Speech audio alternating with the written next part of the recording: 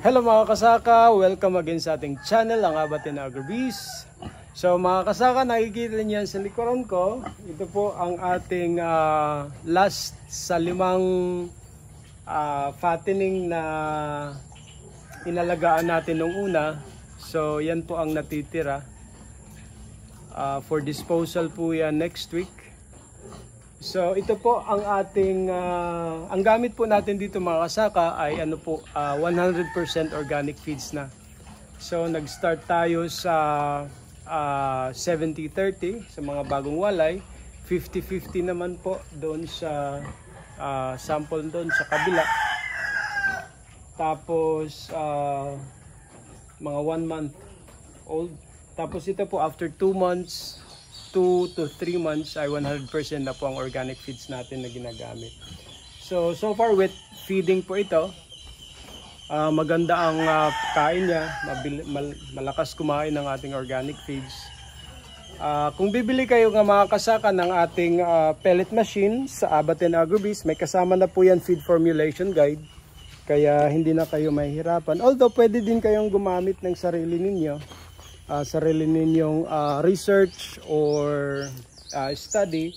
Ang importante lang naman po yan, yung mga components, main components sa paggawa ng organic feeds ay hindi mawawala, tulad po ng yung energy provider, yung carbohydrates, energy na kung saan makukuha natin sa mais or cassava or ipa, yung protein content natin, make sure na may protein ang calcium content natin, tapos yung mga multivitamins, tapos fats, kailangan din po yan sa paggawa ng feeds.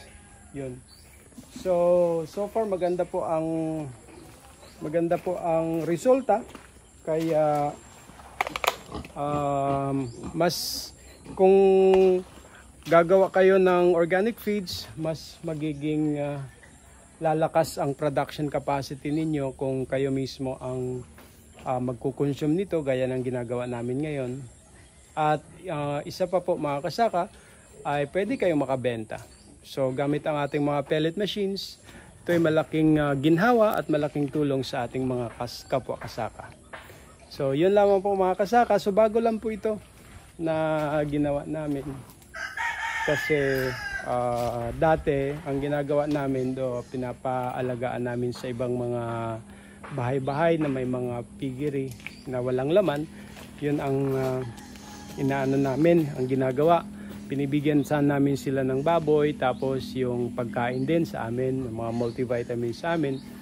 Ngunit dahil ang iba hindi ibinabalik ang puhunan, kaya nag-decide kami na kami na lang ang mag-continue ng programa na iyon.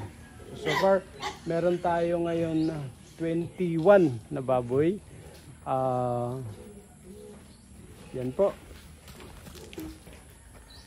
21 po siya. So malaking natin, pwede ito sa 50 na baboy dito. Hanggang 50 na baboy pwede dito. Ganda ng gawa nating kulungan mga kasaka, kasi laging malinis ang baboy. Meron silang pool doon. Andun ang inuman. May swimming pool doon kung saan sila nagdudumi at umiihi. Kaya lagi silang malinis kasi pag naiinitan sila, doon sila nagbababad.